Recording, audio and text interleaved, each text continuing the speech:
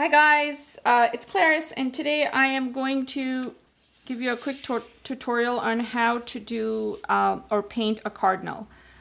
It's by special request, and I thought, why not? Let's try something a little bit different for a change.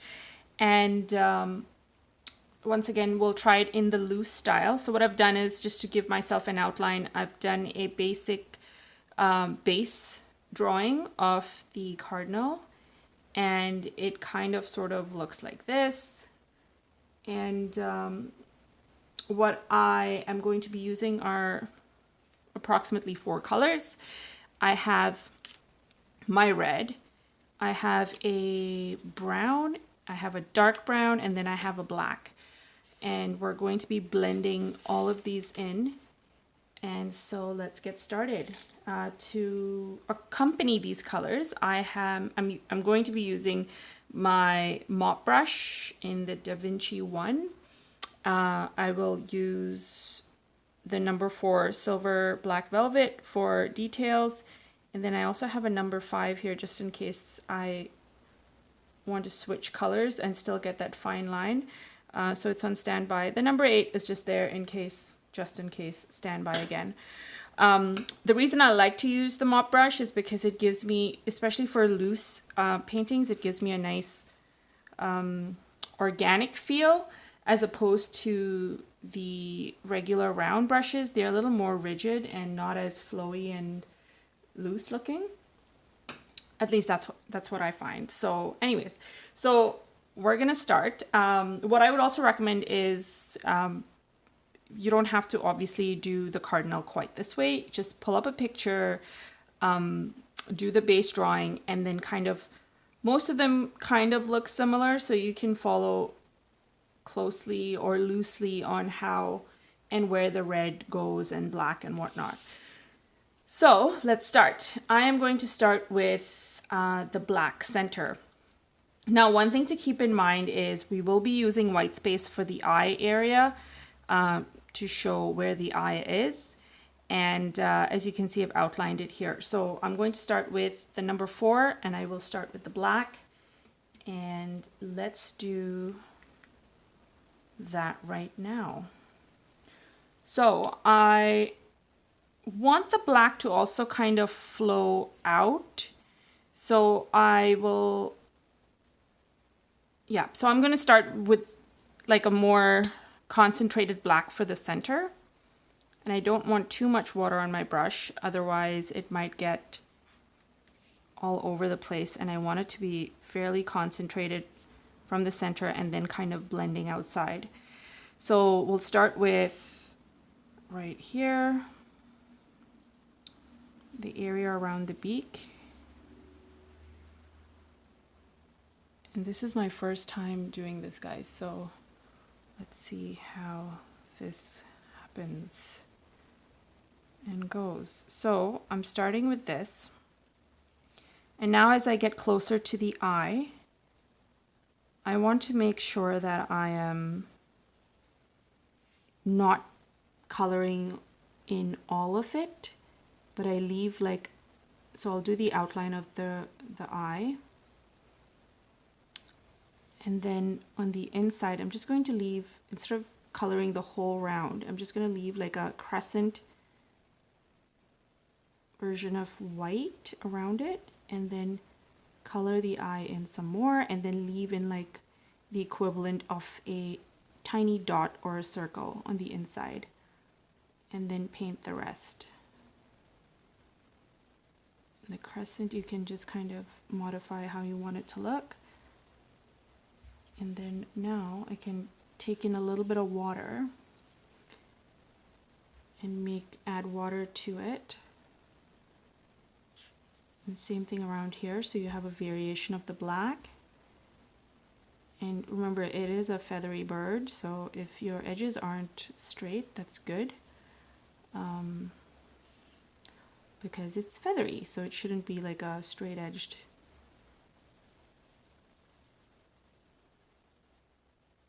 feel to it. And now that I have this part done, what I'll do is I'll take my 5 And I'm going to just take water and dampen this area around it. And I'm just going to do this.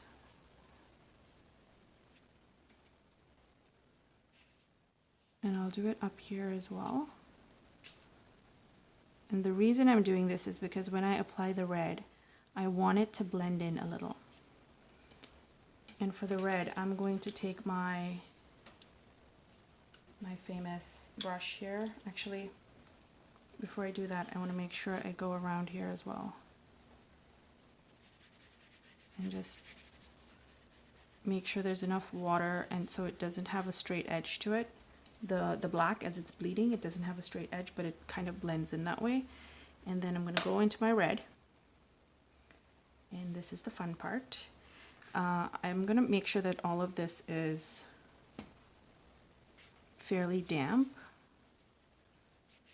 All right, and then it's just strokes. And I'm going to get some red and apply the red.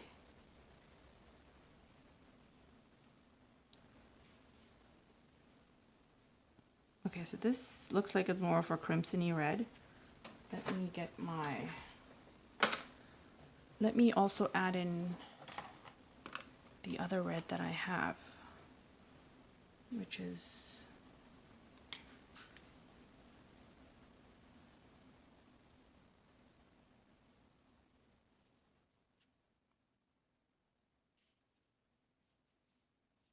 and then for the top of the bird, you want it to be like, leave the strokes kind of open-ended, because again, it's feathers.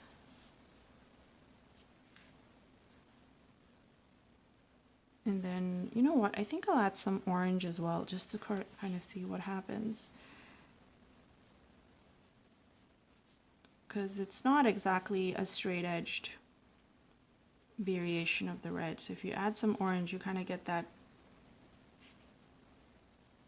you get the variation of reds in it, right? So let's do that and blend that in. And then I'm taking more water, my brush, putting that to the edge. And I'm going to leave some white space here and there. And then keep going, kind of moving the water around. Maybe I'll do some orange in here too. And just kind of fluff it up a bit.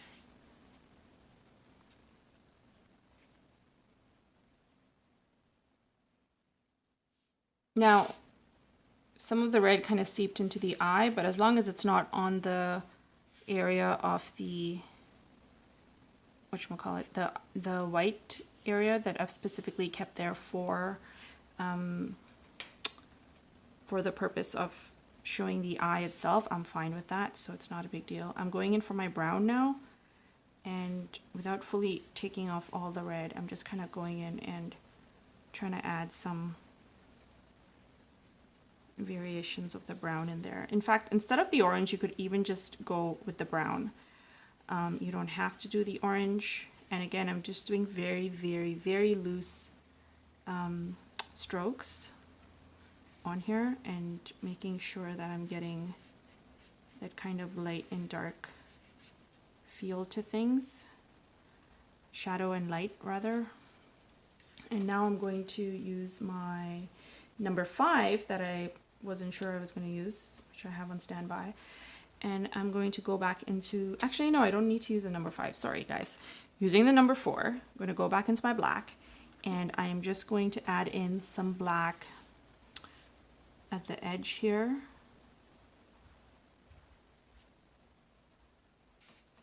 Just to kind of give it a little bit of like a loosey feel, and then do the feet. And I'm going to mix in some of that dark brown that I have.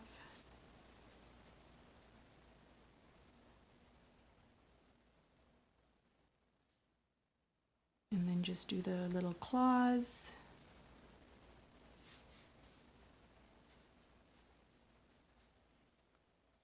And this is not quite blending in that great, but you know, let's just hope when it dries it has a more prettier effect.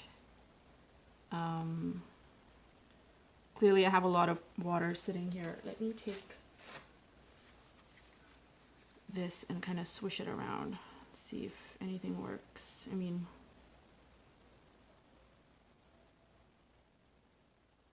or absorb some of this. There we go. That's not too bad. I like that. Okay. And then I will, for the finishing touch of this, I am going to use my number 5. Yes, let's use the number 5 that I have. And I am going to go with some of my red, and I'm going to try and get as little of it as I possibly can, because I want to do the beak now. And the beak is sort of still reddish, but not quite as dark. So I don't want to, and I'll leave a little bit of white space in between the beak to sort of show where it separates, where the separation happens. And getting some more of that brown.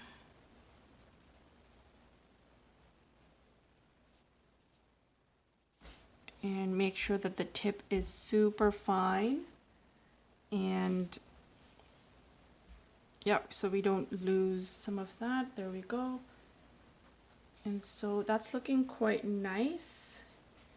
I like that. I'm going to go ahead and use the number 4 and get some of my dark brown and just kind of do the twig or the, wait, is this a dark brown or is this like a green? Either way, I think it works for the tree branch effect. I'm gonna mix some of that brown in there.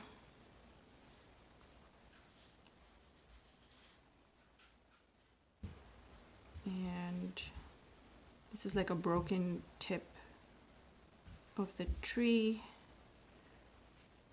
And I'm just gonna loosely, very loosely just paint that in.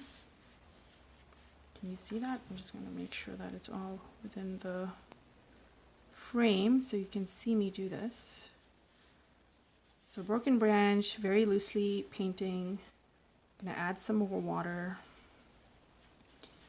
and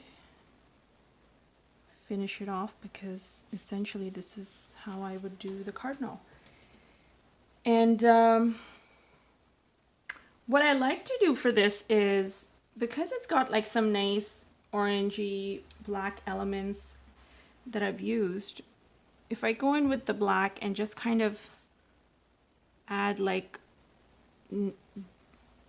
smudges or dots that kind of look very natural, it kind of has a nice feel, kind of like what's happening here, which is natural. But again, if you can fake it, if you can't do it naturally, I would do that, because again, I think it's a pretty effect, and it has more of that loosey feel to it.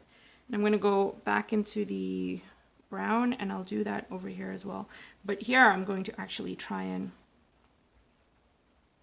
get some of that going and concentrated over here. Yep. And give it some direction.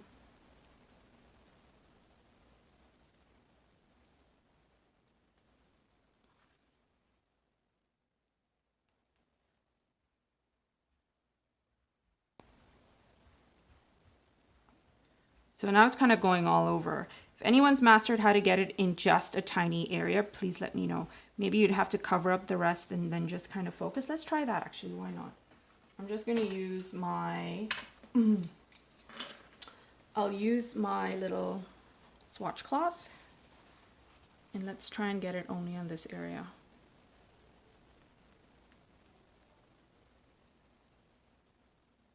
Oops. You know what? I need more color. Some water. So I'm covering that area, and I'm just going to do this.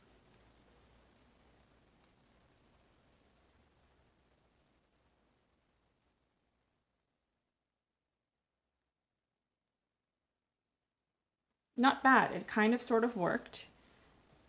And if I want to do more of the swatchy, like splashing of paint, I can just take my squirrel mop brush, apply some water to some of these little points and just kind of extend. And so when it dries, it has that really nice effect to it. So it kind of looks like, let me show you. So if I do this here, and I just concentrate some color on here, and then I'll just take a brush with water and just kind of add like a blob or something of water and just kind of taper it and trail it away. It gives you that bleeding look. Like it's kind of bleeding from, which I personally like. And if you don't like this effect, absolutely you don't have to do it. But I like experimenting and seeing how interesting things can look if you just add a little bit of bleeding here or there. And in fact, you could even do it for the bird itself. I don't want to ruin it, but let's try it anyways, because for experimentation's sake, like you know what the bird looks like as it is right now. And let me just take a quick picture of it actually. And now if we add, say for instance, on its back, if we add a little bit of extra red, do I want to do it on the back? Let's do it, because I like how that light red blends into the orange, so I might not want to do it there. Let's try it here. So I'm just adding a little bit of extra red. It's dried up, so I'm kind of cheating, and I'm going to take this. I'm going to do this.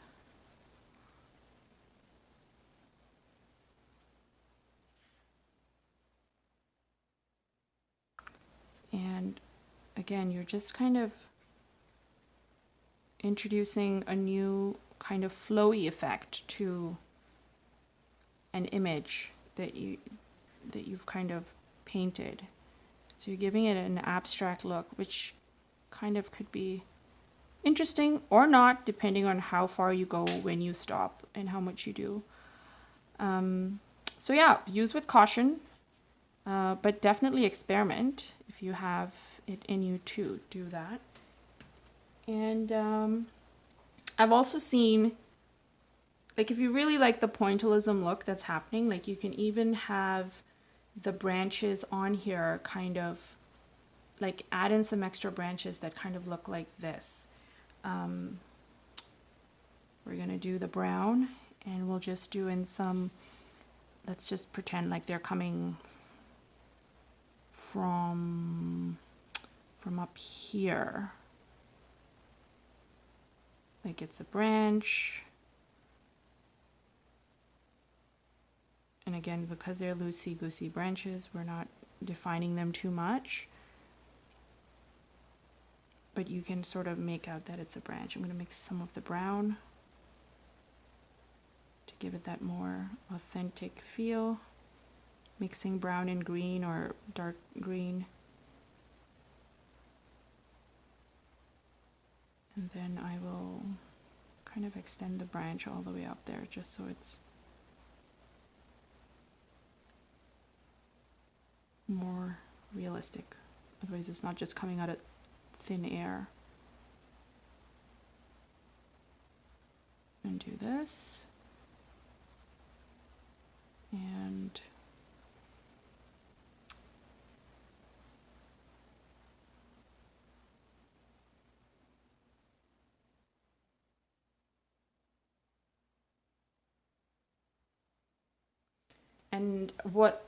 so now what I'm going to do is add, using the red that I have here, I'm just going to add in some little fruit on it that look like berries.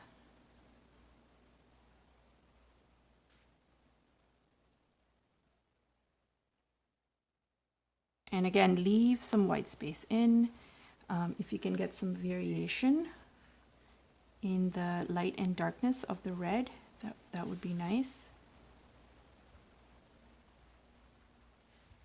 and just kind of, just make sure that you're not putting your hand on stuff that's wet as you're doing this. That's a massive berry, clearly. That can happen if you're not placing your brush properly. I'm sure a lot of you have experienced that. I'm just going to do some over here.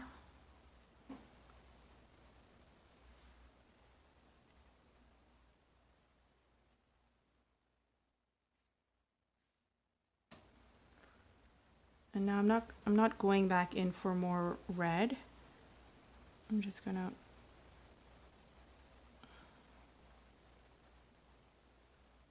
kind of get more water and then try to get, again, different variations of it. Like that.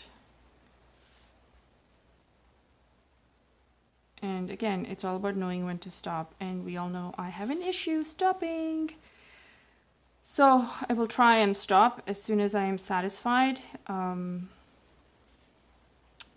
Which I hope is soon. Otherwise this video just gets prolonged with me doing things like this. Okay, so I think I'm okay with that. You get the idea of what I'm trying to say. You can add another branch somewhere around here or coming out from down here to kind of have that diagonal feel going on. But essentially this is how I would do something with a cardinal. I hope you guys like this tutorial. It's different from the flowers. I hope it's given you more of an idea in some of the techniques that you can use to get some interesting effects. And as usual, I'd love to see what you come up with if you try this out. Write me a comment in the comments below, or I'm also on Facebook and Instagram. Follow me there, talk to me there, ask me a question if you have something. If you have a critique, I would love to hear it as well. Thanks so much for your time, guys. As always, have a wonderful day and we will chat soon. Bye.